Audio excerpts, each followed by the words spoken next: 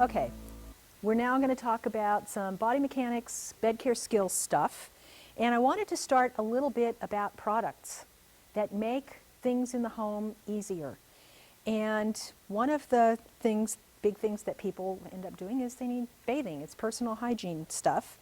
And there's actually products that work really well to make this easier, better on the skin. And now this is one type of a product that leaked all over my little bucket here. But it's called No Rinse, and the idea is not that I get a commission for how much of this that is ever sold in the United States, but the fact that it's, you put it on, lather them down, dry it off, and that's it. They're clean, their skin is actually in really good condition, it's really nice. Then this shampoo stuff. This is like really cool shampoo because you squirt it on their head, lather it up, towel it off, clean hair. This stuff a lot of people take camping and on things where they're going to be away from like showers and stuff. Now the one caveat with these products is that for African Americans it's instant afro if you use the shampoo. It really tends to dry out their hair. And I got that straight from this wonderful African American nursing assistant who used to do my trainings for me, and she said great stuff on everybody but African Americans. So there's other products that have more oil in them for the particular issues that go with African Americans' hair. And somewhere in here I have this one. This is also soggy. This is a specialty product. Now you get these you can get like about any drugstore. This one from Medical Supply House. And the ones that you get at a medical supply store, a little more expensive, but they're a little better product. And this is a body bath and a shampoo all rolled into one, same principle. And this one you can use on African American hair. And there's just a different variety of those. And then for someone who's got serious incontinence problem, there's a whole array of products that are especially for pericare. Use with, people who are incontinent of urine, incontinent of stool, that you spray these products on. It just really will kind of melt the stool away and preserve the integrity of the skin, because the thing about being incontinent is that those chemicals sitting on the skin burn it. And then that leaves people open for getting yeast infections and other kinds of infections in the skin, and it's very uncomfortable for them. So aside from having good cleaning products, what you also have to have is once you get someone who's been incontinent clean, then you need your skin barrier that will be there to protect them from the next onslaught of either diarrhea or urine, so that you put something between their skin and the chemicals coming out of their body. And of course, good old garden variety Vaseline is the best. It's cheapest, it's around. You can go to the baby products in any store and look at stuff that are used as moisture barriers for diaper rash. This is a specialty. It's basically a petroleum jelly base gotten at a medical supply store that has a few other emollients and stuff in. But the point is that it puts something on the skin that prevents further breakdown from incontinence of stool and urine. So having good skincare products is really important. Where people get them, it's their choice. Drugstores have them, particularly large drugstores that serve a home care population that also rent out equipment, but medical supply places will have them as well. And then there's a variety of different lotions that people can get. Something that still works really well too is taking basically alpha carry bath oil, putting it in a basin, about 2 caps full in a basin of hot water, and giving people sponge baths with this, or putting it on their wash rag when they're in the tub or shower. It acts to clean the skin as well as moisturize it at the same time, and you don't use soap. You just use this product. Seems to work really well, and it improves the integrity of their skin. And the more supple and soft their skin is, the less risk of like pressure sores and things if they get skin, if they're sedentary and get skin breakdown. So that's my gooey little bucket of that stuff. Let me move that out of the way. Now, Wipes. Now you can buy adult wipes. They're more expensive for the same product, so just get disposable baby wipes. Now they claim that they're making some now that are flushable. I wouldn't run the risk of flushing one of these down anybody's toilet. Thank you very much. What you want to get are the ones with no fragrance and no alcohol in them, okay? And now they have those wonderful warmers that for the baby wipes, when bring the new baby home and you get the shower gifts, and they have warmers for those things. So now you don't have to slap a cold wipe on somebody's warm butt.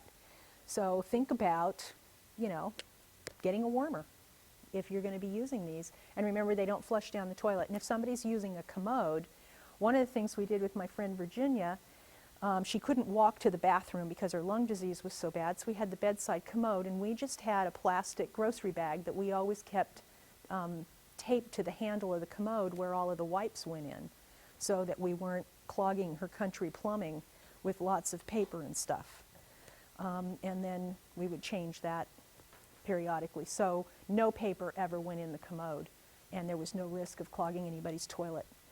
And out where you have septic systems, that can be really important. But wipes are a must. And of course, this is all icky work, so you're wearing what? Gloves. Yes. There's some forms of disposable washcloths that you can just get. I don't know how necessary that is. I think if someone has real sensitive skin and there are a lot of incontinent changes and you want to really reduce the laundry burden in the home, getting big stacks of disposable washcloths is maybe not a bad idea. Now, another thing that we did, and this is just one of many things, is we had lots of supplies in the bedroom. And we had to think about how we set this room up to be able to take care of her. Some people will get those little plastic roll-around carts that have drawers in them to keep the supplies in that you can take to all sides of the bed when you're caring for someone. And those can be real helpful. Virginia was kind of mobile, so we just used a shoe rack, and we put brushes and combs in it. We put the mouth swabs in it. We had this hanging. We put some cup hooks up on the wall, hung it by the side of the bed, and all the supplies we needed were there in the room in just a shoe thing. And any other creative way that you can think of to have stuff close at hand to make your life and their life simpler. It's not about rocket science and going out and having to get high-tech things. It's looking at what you have in the home and making it work for you. Now, if someone is in bed a lot and you're having to change them a lot, hospital gowns, I don't recommend them as a household thing, but you notice, okay, you got this ugly little thing here in front, but you got this nice big old opening in the back. And if I'm laying in bed, all anybody has to do is get me to put my arms out in front, and they just slip this sucker on me. Okay, well, this lovely thing, I've got it on here. And then when I'm sitting in bed, this is kind of fanned out on either side. I don't have a lot of wrinkles under my butt, because wrinkles also can be potentially areas where you get skin breakdown, because they dig into the skin and cause pressure areas. So the idea of having clothing adapted so it opens in the back, so if you're having to change somebody frequently, and you get people's permission, but what I've done with anybody I've ever taken care of is we've taken their nightgowns, their nightshirts, their what have yous, and we split them all down the back and put ties, sewed ties on them, and just made it so that they pulled on and off from the front, but they still were their own clothes. And for someone who's incontinent in bed, it's like if you can get them to get rid of the pajama bottoms, no pajama bottoms. Now, my friend Miguel, he was insistent on his pajama bottoms, and they were these little Bermuda shorts. They were very cute.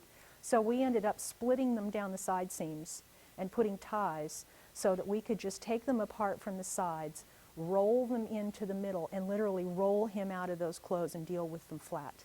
So adapting people's clothing to make it easier to change their clothing in bed can be something you might want to think about doing. But before you take a scissors to somebody's personal clothes, you get their permission. When you're trying to figure out what people need at home, there's lots of places. I just should have a couple of catalogs. I don't think it ever hurts to have a catalog around, maybe hanging around the office, to give people ideas of what kinds of adaptive equipment exist so they can be thinking about the problems they're dealing with at the client's house and what might work to make this thing better. Because we're not going to figure out all that's out there. I know families who would just periodically make a trip to a specialty supply store, and they would just go through with a pad and pencil, looking at all the different adaptive equipment and then going back to the doctor and saying, I think we need this and this and this. And if it looked like it was activities of daily living issues, they could usually elicit an occupational therapy consult out of the doctor to have someone start coming to the home, number one, to do some rehab, and number two, to bring in the supplies, maybe under insurance-covered cost. Occupational therapy, they do activities of daily living, everything around dressing, eating, grooming, those sorts of things. Physical therapists are about walking and balance, okay? So when you're asking for a referral, if you know the discipline that you want, you'll get better results. And then there's speech therapy, which is a whole nother segment. And mostly, if it's hand therapy, which is another spin-off, occupational therapists is usually the discipline that does hand therapy. So in case you need to know that. But Sears actually still has a pretty good home care rental program, mail order program. So a catalog from them. It doesn't hurt to have it around the office, keep you tweaked to what people might need. Okay. Let's talk a little bit, let's deal with this equipment first. This thing that everybody is wondering what it is, no, I really don't use this 2x4 to slap people upside the head with. That's not what it's for. This is called a slide board. And if you notice sideways, it's slanted, it's beveled on either end. And for someone who really can't stand all the way up, this functions as a bridge between one sitting surface and another to help a person move somewhere. So somebody needs to get from this bed into a chair. They're sitting here at the corner of the bed. Let's see, can I have a volunteer?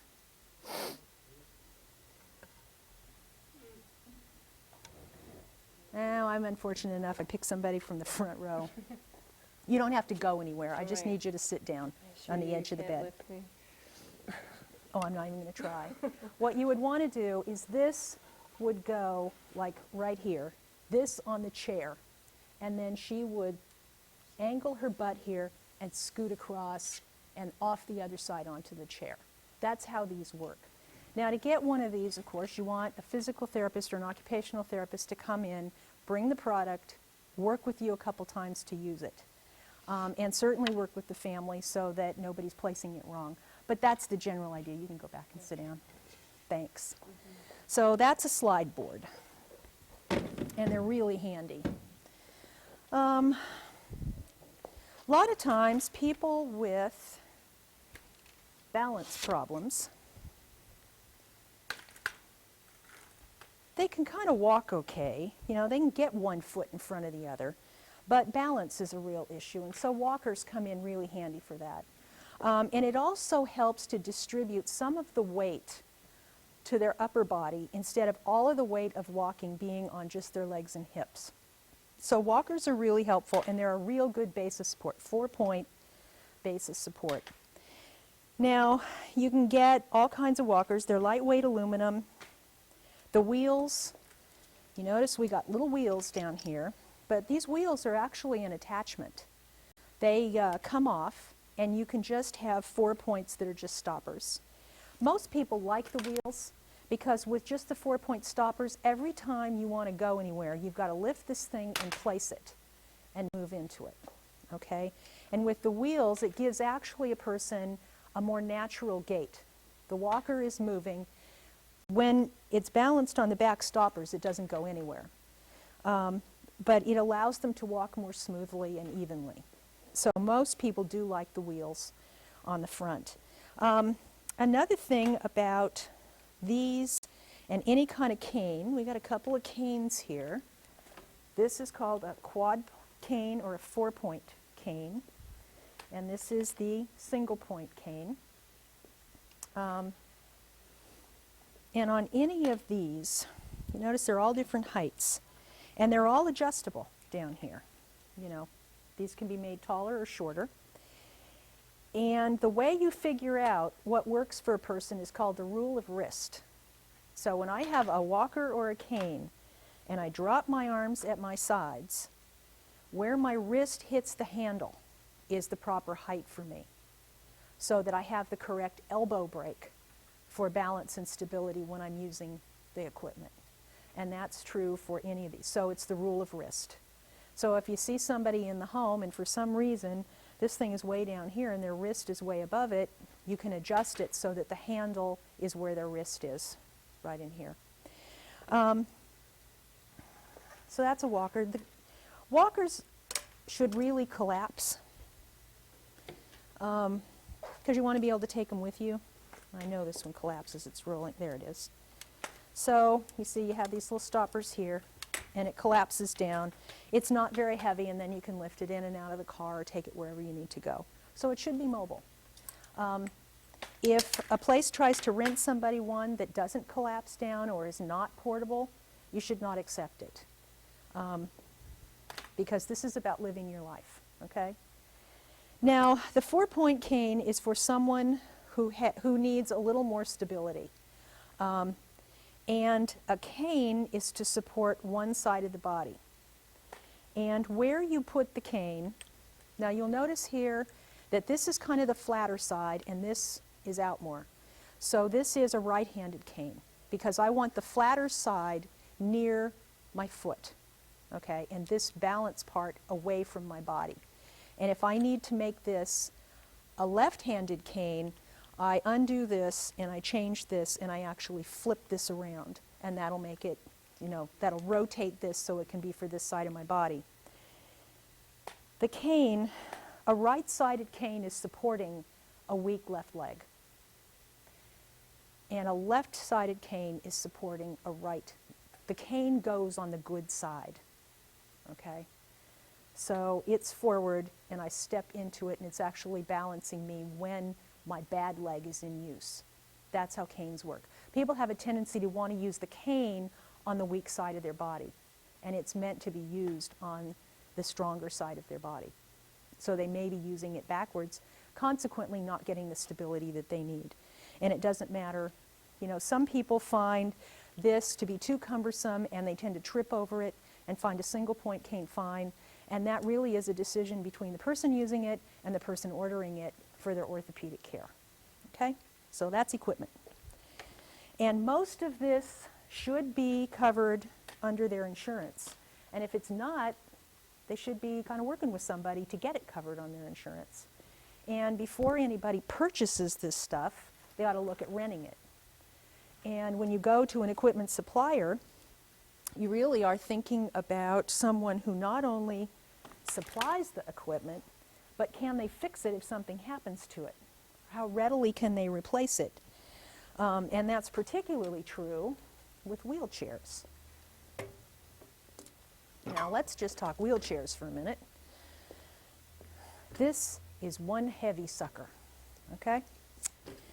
And this is a nice one, very heavy duty, but as a family member thinking about moving this around, this is going to be a bear to get in the car all the time. Aluminum framed ones, if it's going to be long term and someone is really thinking of investing in the wheelchair as a purchase, aluminum frame, lightest possible weight, because you'll kill yourself lifting this in and out of a car. How many of you have ever lifted a wheelchair? They're heavy. They should collapse down flat for getting them in and out of places. I used to have this cute little four-door Honda. I have a friend who is hemiplegic, and it was great. I used to be able to tip this up, get those front wheels right inside the back seat, roll this sucker all the way over on its front, and get it in the back seat. I have a two-door car now. We have a problem with the wheelchair. Wheelchairs have, they're not really brakes. They're stops. And before you ever put anybody in one or take anybody out of one, you put on the stops. So this should, well, you can see doesn't actually, it's not a brake, because it will still move on this slick floor.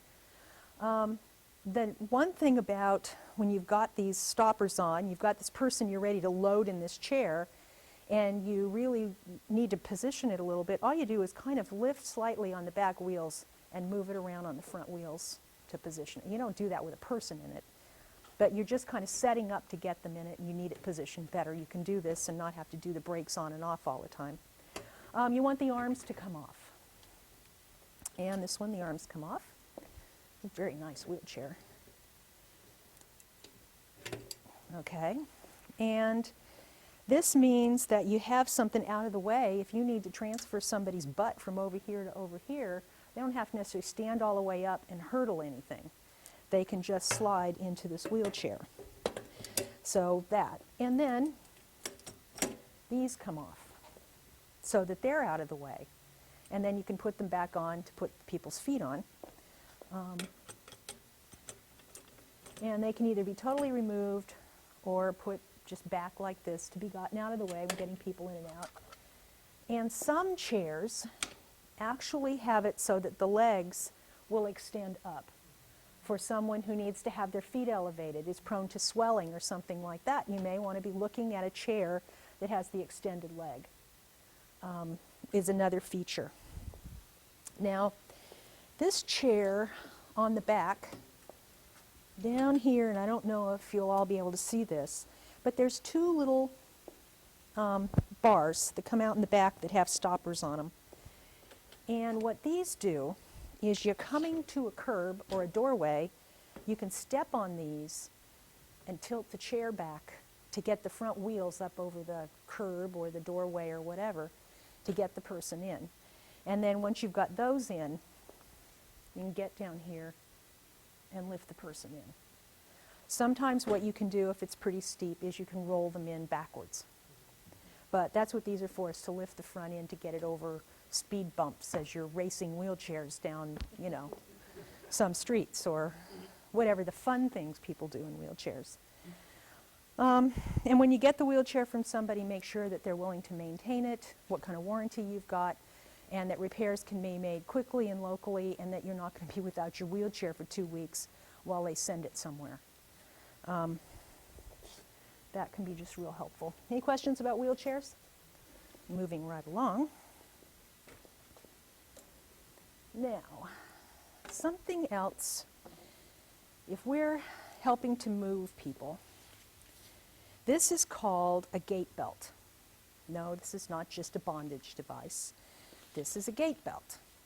And what it does is it gives us handles for doing people moving, okay? We can get a grip on somebody instead of trying to figure out how we're going to get under their ribs or grab their waist. Can I borrow you again? It's so nice of you to loan yourself to me. Just have a seat right here. One of the things that's just so classic. Come on, dearie. We hitch them up under the arm, and we're going to move them. And what happens with older people is we know that their muscles are not that strong anymore. Their bones are weaker. They may have something that makes one side not equal to the other side in terms of strength and, tone. So then we just grab them under the arm where we've got all these blood vessels and lymph and all of that stuff, and we're going to jerk them out of the chair. And we really don't have a good hold on them. But if I put a belt on her, lift your arms up for me.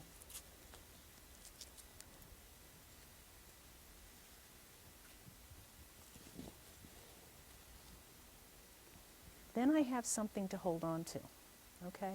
And you can get belts, medical supply stores. You can actually get any belt that has a decent clasp. Just remember, you don't put belts through people's belt loops in their pants. And then you're going to help them out of a chair and give them the wedgie from hell.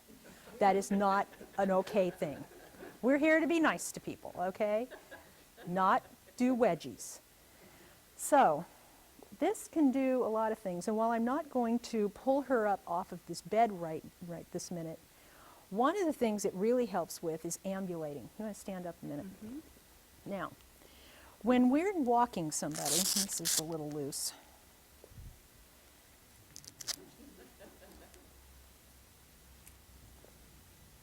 It's still a little loose. Okay, so I'm going to be walking her. And a lot of times when you say, we're going to go for a walk, and we grab them by the arm, and we're next to them, and what if they slip and fall? I am not in a position to do diddly to stop her from falling. I have no leverage out here in the left hemisphere.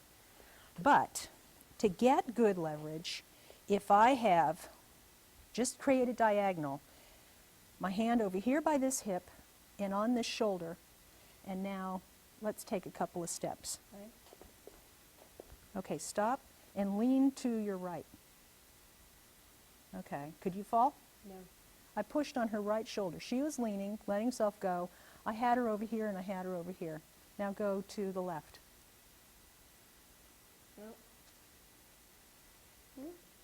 Go forward. She can't go anywhere. Backwards. The diagonal, and let's turn this way. Here and here, or here and here, and walking behind them.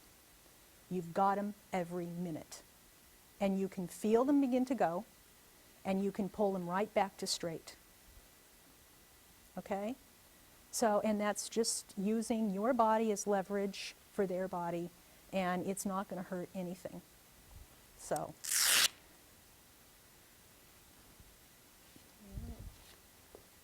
That's it? Yeah, that's good for the time being. So does everybody feel pretty comfortable with that one? Okay. So one of these is a must. And I don't know how you figure out what you're going to do about having these on supply. It may be, I have one that I just kind of keep at home because I just never know. My mother is 82 years old, and I found this guy who made these, and I just stashed one because being a caregiver is something that we all end up doing. We're going to either give care or get care at some point in our lives, so I need to have the tools to do that job when the time comes. And a transfer belt is one of those things. It gives me handles to move people.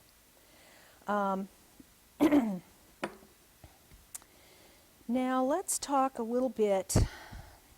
Do we want to do an assisted pivot transfer here?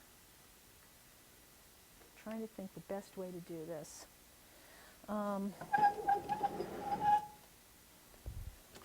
Okay, I think I need my person back.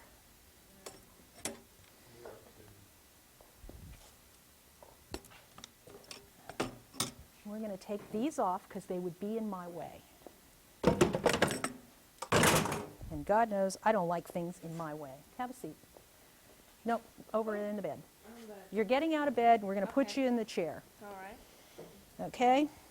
Now, to put her in this chair,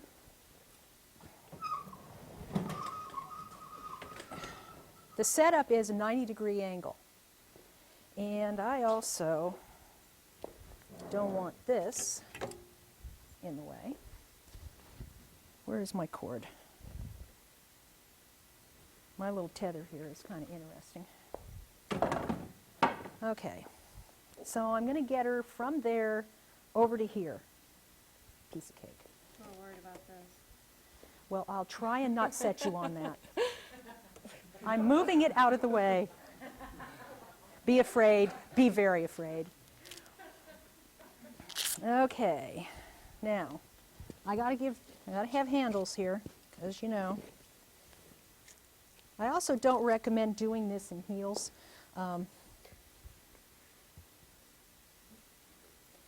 You want this tight enough that you can get your hands in it, and of course, if it's so tight that their eyeballs budge out and their tongue comes out, it's too tight. But you also don't want it so loose that when you're going to lift up on them, it slides up under their armpits. Okay, so there's a happy medium here. Okay, now, to do a lift, I have to have my feet and shoulders width apart. I have to keep my back straight, all these wonderful principles of body mechanics, and get her butt into that chair. Okay, so what I want you to do, first and foremost, is scoot to the edge of the bed. Okay. Okay, remember, whenever we get out of a chair, we scoot to the edge of the chair, because we got to put the center of gravity over our motors. If you're sitting with your butts clear back in the chair and you go to get out of the chair, you find that you have to lean way forward to put your center of gravity over your motors to propel you out. Start with your person at the edge of the chair so that they're pretty much almost there. Okay. Now, I'm going to use her knee to pop her up. So I put my two knees, you able to do anything about this? My two knees against her knee. Okay, and I want to lean her into me. I'm not going to lean into her because I want her more out of this chair. So lean into me. Okay. Now on the count of 3, you're going to stand up, okay? 1, and don't help. 2, 3. She didn't help. But by pushing her knee straight, she had no choice, but her butt had to go into the air. Now, we're going to go to this chair. Okay. Okay, my knee to her knee. Okay, and my back is straight, and she is down in that chair. And I didn't hurt anything, and she didn't feel a thing. And I was she's levitating. And I had total control of her. At any point that I was sitting her down, I could have stopped in that triangle. I could have had her in midair, but I had her. Now, don't try this at home. But what I would suggest is that if someone's requiring that kind of moving, physical therapists and occupational therapists can come, whether they're attached to home health or not, and insurance pays for them to teach people to do that in the home because insurance companies do not want to pay for injured people. It's a covered service. And it teaches you in the home with the person taking into account their disabilities and a wonderful opportunity for them to assess the right kind of equipment for the right circumstance. But it is possible to lift anybody and never hurt your back. The other side of it is, if you ever are in a situation where you really feel that you cannot do that, you don't lift them, period. My personal rule is, I do not transfer anybody that cannot bear weight on at least one leg. I don't lift dead weight. I cannot do that. Now, if I walked in and she had fallen on the floor, I cannot, with good body mechanics, lift somebody from the floor into a chair. One of us will get hurt, probably both of us, and if she's not hurt already. What I need to do is, are you hurt? Let me call for help. Here's a pillow, here's a blanket. Let's straighten these limbs out. She's already on the floor. How much farther is she going to get? There's no hurry to get her up. I mean, you know. So then you get help. And depending on if they're going, oh my God, I hurt so bad, well, that's the ambulance crew gets to come and lift them up. If they're moving all their limbs, they're going, you know, I'm really not hurt, but I'm so humiliated that I'm on the floor, the fire department can come and lift them up.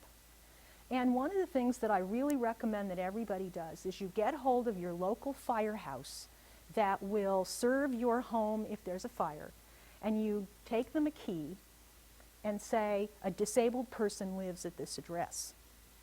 They want to know where disabled people are in case there is a fire so they can get them out. They also will come over and they will lift people off the floor. They will lift people out of the bathtub. They will do all kinds of wonderful things, and they're usually really cute. You know. So for all those female caregivers out there, you might have this excuse to get these buffed fire guys over to your house. But it's really good to know who the firemen are that will serve your neighborhood, who will serve that home, and that they know where there's a spare key so that they can get somebody if they need to. And in the bathtub is really a classic. People get in the tub, they get all warm, they get all squishy, and then they don't have the blood pressure to get back out again. And it's like, okay, we got to throw ice cubes on you to give you enough tension so that you can get out of the tub. And there's no safe way that a single individual or even two individuals, unskilled and untrained, can get the leverage and the right body mechanics to get somebody dead weight out of a tub. But so if you get stuck in the tub, you can expect at least, what, four firemen. firefighters? Yeah. That's good, that's good. Okay. Yes. Yes, if you're stuck in the tub, at least 4 buff, cute fire guys. And if we start hearing that Anita keeps getting stuck in the tub, we'll know what's going on here. That's just one of those pluses. Let's see. I think you're free to go for a minute. We'll take off the bondage device, but thank you very much. You're welcome. But you guys, I think, get the idea that you can safely move somebody and not hurt yourself or hurt them if you just use good body mechanics. All right. Now, yes, absolutely. That technique for an assisted pivot transfer is good for moving anybody from seat to seat. Okay? It works for everybody. Now let's do a little, I'm going to say a little something about chucks. Have you all seen chucks before? The mainstay of home care. The little plastic pee absorbers from hell. These are really good for short-term, temporary stuff. Like somebody's going to be sitting on the couch for a while and you don't want spills on the upholstery. They make kind of good bibs. You know, they can work for that. They're good for protecting stuff in the car. But we never put somebody who's in long-term bed care on these for absorbing urine and stool, ever. For some reason, these will actually cause their skin to break down faster than just about anything else on the planet. So they're great short-term stuff, but they're not good for the long haul. Just kind of know that up front. And if I hear that anybody's using those for the long haul, I will personally come out and rip them from the house. They're just bad. Okay, now we're going to take care of a person in bed. One of the things that is really helpful for taking care of somebody in bed is a draw sheet. Now, draw sheets are these wonderful kind of strips of sheeting that kind of go over the middle of the bed, and most people don't have special draw sheets. So it's really perfectly okay to take a twin flat sheet and fold it end to end and use just a twin flat sheet for a draw sheet. This is a pretty scruffy looking little draw sheet. Anita, I may get you to be my assistant. Would you be my assistant? I'm not asking you to get in the bed. I'm asking you to kind of make the bed on the other side for me. If you want to put that side rail down for me and kind of get that laid out, that would be great. Now, pull the stopper out and lower it. Yeah. Oh, and a little something about beds. I don't have this one plugged in right now, so I am kind of technically doing a wrong thing by constantly bending over. But this is a raise and lower hospital bed. And if I were doing this in somebody's home and it was plugged into the wall, I would take the little thing and raise it up so it was table height so that I could work at this without hurting my back. Okay? And so whatever I had to do to make the bed, work with the patient, whatever, raise the bed up to a comfortable working level. And then when I'm done, patient in it or not, bed is always in low position. Okay? So that if they're trying to get out of bed, they can easily get their feet on the floor to move around, or God forbid if they should fall out of bed, that at least it's not, you know, from 3 feet up. Okay? Now this is a nice incontinent pad. You've seen a bunch of these too, I'm sure. And what these are is it's Teflon on the back, so it's waterproof, quilted cotton here, washable, and I think if anybody's basically at home, in bed, incontinent, you probably need at least 6 of these, if not more. And you're doing laundry a lot, but they're wonderful. Okay, now, can I have my volunteer again? And would you lie down? Oh, yeah. Get comfy. This is the best part, you know, you gotta lie down. Start peeing. will have her in adult disposable underwear that fast. That comes with the demo. Okay, and for those of you who are not hearing what the audience says, they're telling her to wet her pants now. Okay, now one of the things that the draw sheet does, you want to kind of just roll that draw sheet up for me? Is if I need to roll her, and I don't want to twist her back either, to roll her over on one side so that I can, do something with her. Okay, so I take the draw sheet. You guys can't really witness this. Maybe I should get around the back. Let's see if my cord will let me do this. Yeah, I'll do this from over here. Because I don't want to like pull her shoulders over, which twists her spine. So I want to keep her spine straight, but I need to roll her over.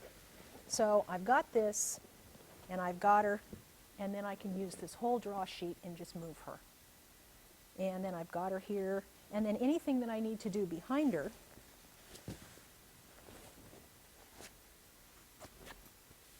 then she's on one side, put foot forward.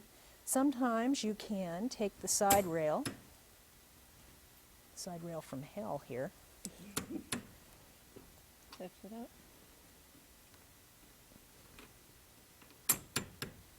And if I need her to stay in place for a while, I can throw her arm over the side rail, lean her into it, and then that's going to hold her while I can work back here with cleaning her. If I need to change this linen, it rolls like that. Everything's kind of rolling stuff up and rolling people over it.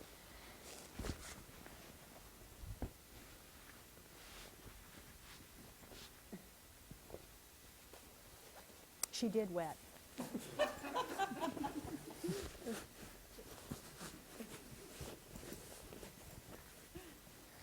Okay, honey, I'm going to roll you over a bump. Now it starts to smell. This is a really cruel audience, you know? No, but I'm all tangled up in the wire here. Okay, and now to kind of spread that out. Okay, dearie. Now another way I can roll her is put her leg up, a knee, a shoulder, and gripping the knee and the shoulder, roll her this way. Then we just pull the old stuff out and roll the new stuff underneath her. And she's on a clean bed again. And of course I've washed her and cleaned her and everything while her little butt was exposed. So that's the way you do, rolling someone to change an occupied bed if they can't get up. It's always best because, we're talking about stimulating activity, stimulating exercise. If you can get them up out of bed, into a chair, do that stuff because they need to move. But if they really can't, that's how you change a bed with them in it. Now, let's say she's in bed all the time and we need to position her so that she's not going to be getting pressure sores. And the thing about pressure sores, someone lays in one place for too long and the bony parts of the body, the bone compresses the skin against the mattress, and the next thing you know, the blood supply to that part of the body is gone, and you've got this big old, basically, chunk of dead tissue. So you don't want anybody to lie in one spot more than 2 hours. That's the absolute max. And if they don't eat good protein and they're pretty inactive, it might even be more often than that you've got to be rotating someone and changing their position. So what I just want to show you is lying on someone's back. The way that we would need to do this for a back lying position is, we got to lift the incontinent pad and put the pillow under the incontinent pad. Does this make sense? Otherwise, you'll have messy pillows, and you don't want to have to wash pillows.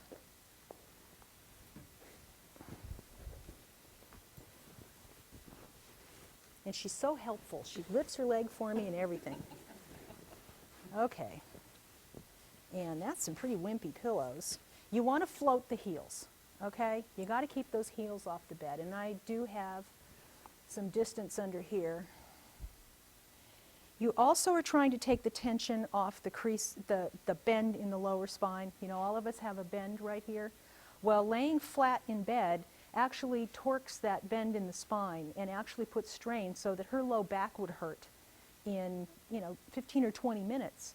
So by raising the lower legs, that pushes the spine flat against the bed and actually supports it so she won't get a backache lying on her back for up to 2 hours.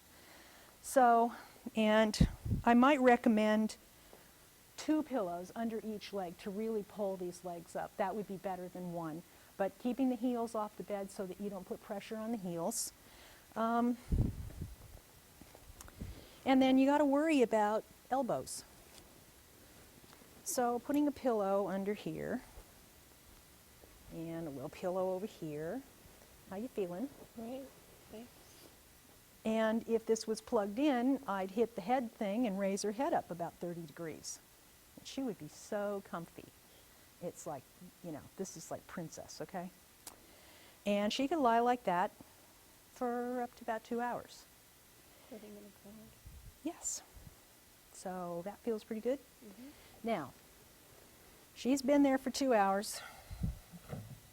Got to turn her.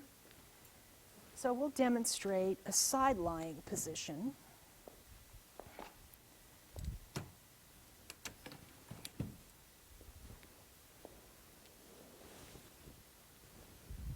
These happy little feet. Okay. Now, she's been on the middle of the bed, and if I roll her to one side or the other, she's going to be facing on the edge of the bed. So the first thing you got to do is get the person, and let's see, I'm going to probably have you face this way. So I've got to start you out on that side of the bed.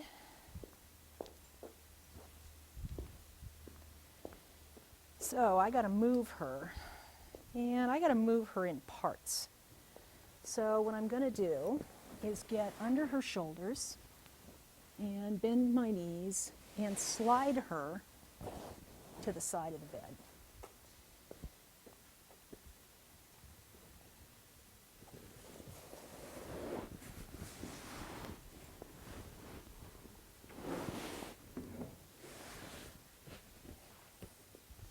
And I didn't really lift her. What I did is I put my arms under, used them like a sledge, and I shifted my weight from my front foot to my back foot. She was close to me, and she just came with me as I shifted my weight. So I didn't feel that on my back or my arms at all. And then feet. Okay.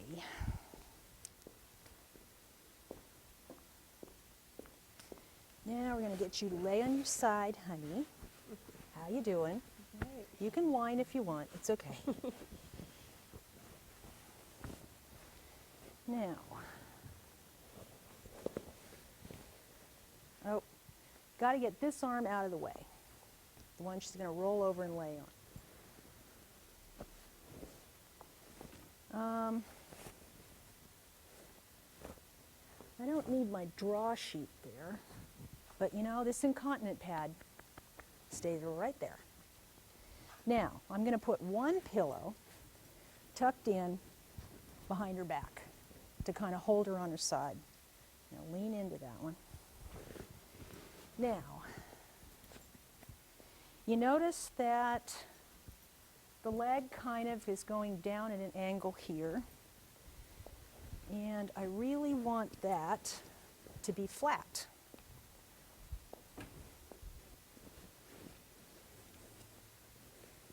So I'm going to position the bottom of her leg on a couple of pillows forward with a little bend in the knee, and it kind of makes this more level. If you're lying on your side, I want you to try it sometime in bed. Lay on your side, let your leg hang down forward in front of you, and feel how long it takes for this muscle running along here to start to pull. And then imagine that if you're positioning someone on their side, do you want to leave them like that for 2 hours, especially if they can't communicate that that's pulling. So they'll lay there in pain for 2 hours and you'll obliviously go on your merry way. You want a slight bend in the bottom knee. And then I've got to lift this ankle bone off the bed because that ankle bone, you know, the skin between that bone and the mattress could get a pressure sore. And I don't really need anything. This is pretty wimpy pillow. So I don't need anything real heavy under there. And I don't want to torque the knee joint. If you put something real fat under here, then you're taking this knee joint and you're torquing it sideways. So this can be a little hand towel, it can be a washcloth, just something that gets this bone off the mattress. Now, we have this arm over here that's kind of up. What I want to do is take her other arm, put my hand behind her shoulder, and I just pull the whole thing forward. And now, one little last thing. I'm just going to take this incontinent pad and I'm just going to rotate her hips forward a bit. How's that? Right. Okay, that gets her off her butt. That protects this, protects the shoulder blades from getting pressure sores, protects the heels, protects the ankles, and it protects the bed because we've got all of this propped underneath the incontinent pad. And she can lay like that for up to 2 hours. Then if you have a teddy bear or something, or put a pillow or something that she can put her arms around if she wants to, or give her the TV clicker, roll the TV over here, and you're out of there. You feel all right? Mm-hmm. Okay, one last thing, and then we'll take questions. I'm going to put you back flat on your back Okay. for a minute. Manually? You mean you want me to do it? Yeah, just roll flat on your back. How to set somebody up at the side of the bed. And there are variations on a theme here. I've gone into the hospital and I've seen people and they've rolled the head of the bed all the way up and then they've taken their hands and they've just pulled them. And that's really harder than it needs to be. So, my favorite pet way to do this is you get this arm out of the way. Now this is one of those times I'm going to roll her on her side and I want her on the edge of the bed. Okay? So let's roll on your side. Roll over. Okay. Now, she's pretty tall. I got to shorten her up so I can work with her here. So we shorten her with these feet right on the edge of the bed. Okay? Okay, now on the count of 3, we're going to drop your feet off the side of the bed and you're going to push up with this hand on the top of the mattress, okay? Okay. 1, 2, 3. How you feeling? Great. Okay. Very good. Now you stand next to him because we've just popped her head up off the mattress. She might be dizzy. And I don't want to give her the opportunity to fall over or anything. So I'll stay here with her until her blood pressure equalizes and she's stable. But I didn't feel a thing. And it's like as soon as you drop those feet on the floor, they act like a counterbalance and the head has nowhere to go but up. And then you can reverse the process to put her to bed. Okay? Okay. You're free to go. All right. Thank you. Big round of applause for the volunteer.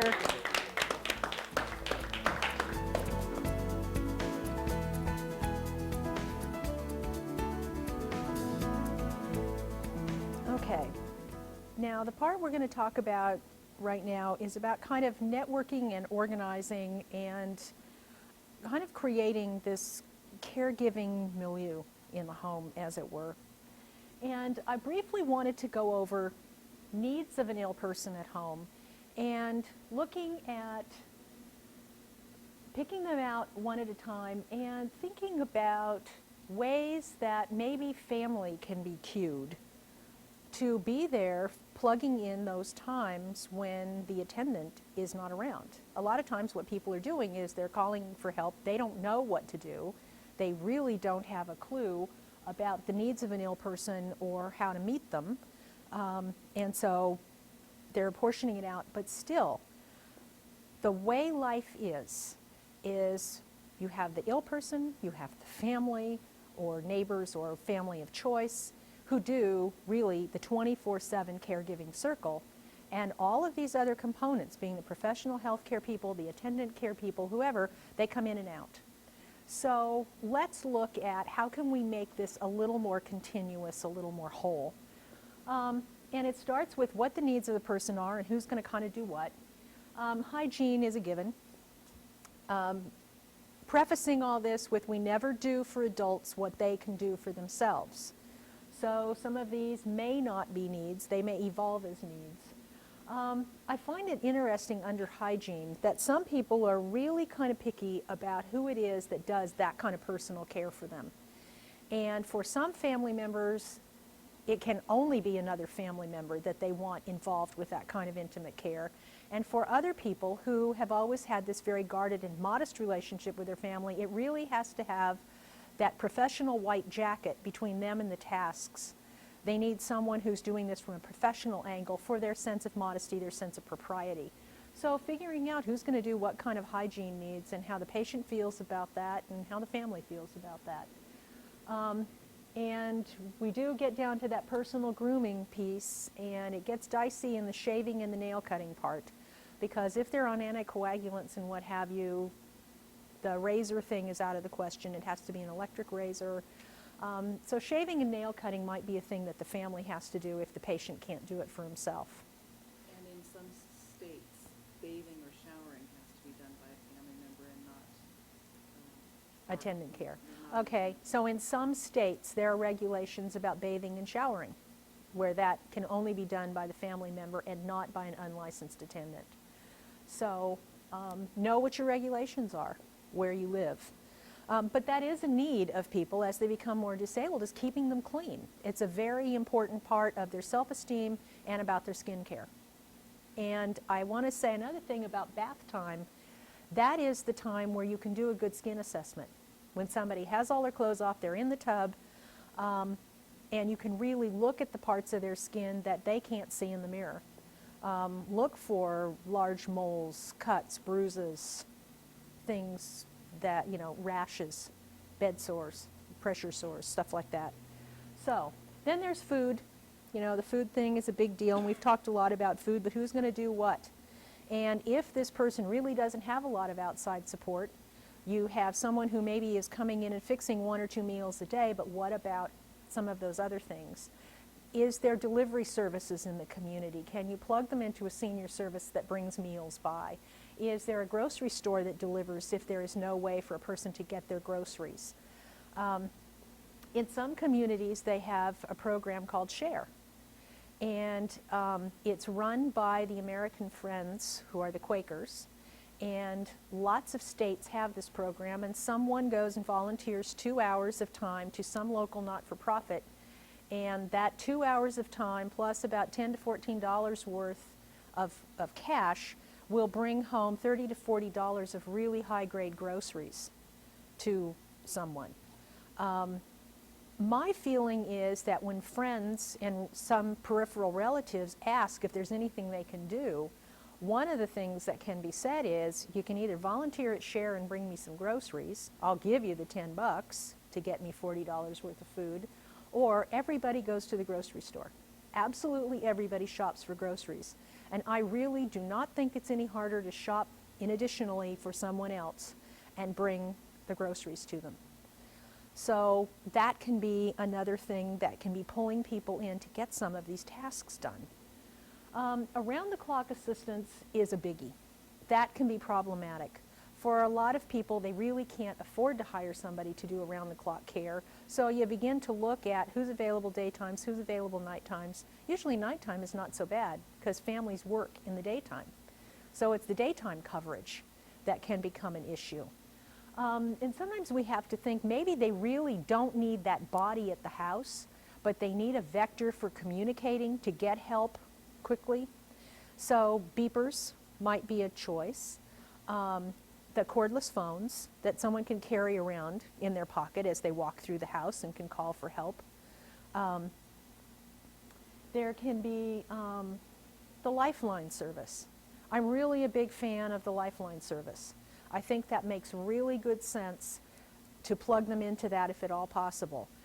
With the extra features of the reminders and making that tape that can, cue them during the day, it helps keep them independent, and in between when people are coming into the home, it gives them a conduit for getting assistance if they need it. And finally, the baby intercoms.